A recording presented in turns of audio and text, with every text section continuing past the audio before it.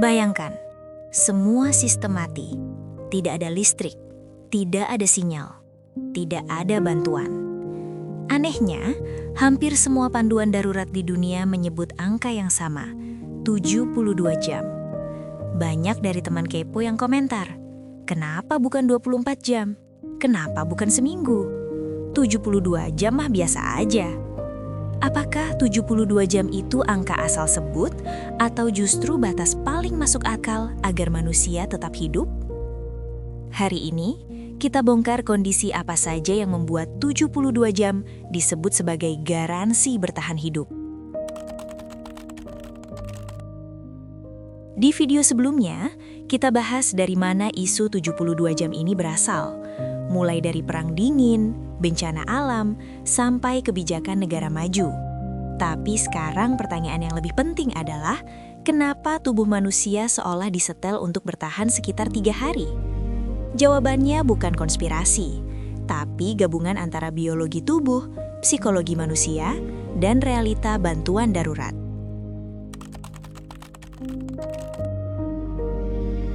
Kita bisa bertahan tanpa makan berhari-hari, tapi tanpa air, ceritanya beda.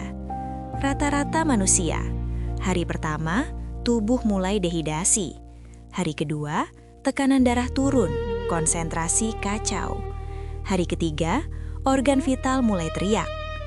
Tanpa air, 72 jam adalah batas paling optimis. Makanya, di kondisi darurat, air itu bukan minuman. Air itu mata uang kehidupan. Masalahnya bukan cuma fisik, tapi kepala kita. Dalam 72 jam pertama krisis, orang masih berharap bantuan datang. Pikiran masih relatif rasional. Keputusan belum didominasi panik total. Lewat dari itu, panik, kelelahan mental, dan keputusan bodoh mulai mengambil alih. Dan di kondisi ekstrim, keputusan bodoh itu sering lebih berbahaya daripada kelaparan.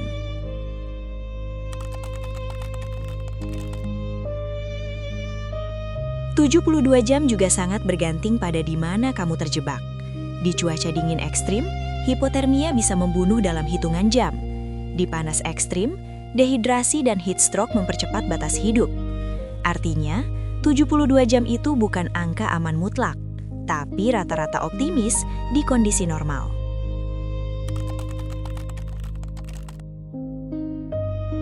Ini bagian yang sering tidak disadari.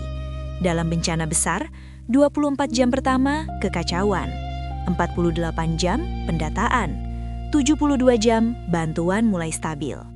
Itulah kenapa negara maju tidak menyuruh warganya bertahan 7 hari.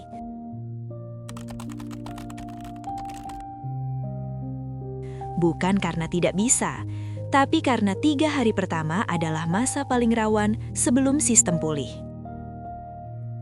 Jadi, 72 jam disebut garansi bertahan hidup karena 1.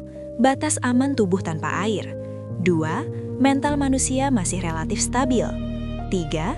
Cuaca dan lingkungan masih bisa ditoleransi. 4. Bantuan darurat biasanya mulai datang.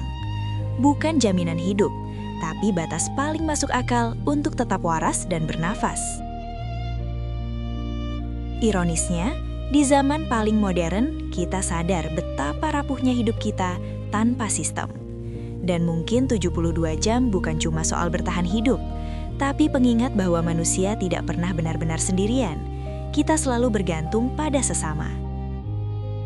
Kalau kamu teman kepo yang suka mikir, dan teman super kepo yang nonton sampai akhir, yuk jadi pelanggan channel Dari Mana?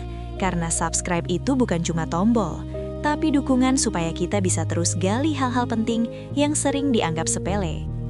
Dan di video berikutnya, kita bakal bahas kondisi di mana 72 jam tidak cukup untuk bertahan hidup.